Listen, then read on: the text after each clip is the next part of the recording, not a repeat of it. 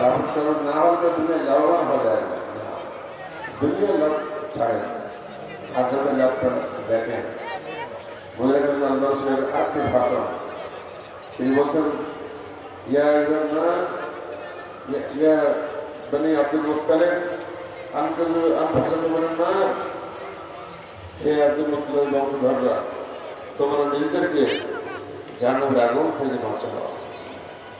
হে ফাতেমা বিনতে মুহাম্মদ, তুমি আমার মেয়ে হিসাবে আমার কাছে সম্পত্তি যা কিছু খুশি নিয়ে নাও, ওদের আখেরাতে আমি তোমার কোনোই বাদ দেব না।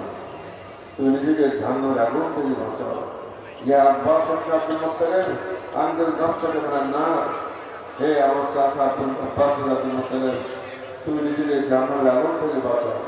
ইয়া সাফিয়া বিনতে আব্দুল মুত্তালিব আনদের নফসাকে মিনান নার, হে সাফিয়া আমার ফুফু, তুমি নিজেকে জাহান্নামের আগুন থেকে বাঁচাও। আমি তোমার সন্তান হিসেবে খুশি করতে পারবো না।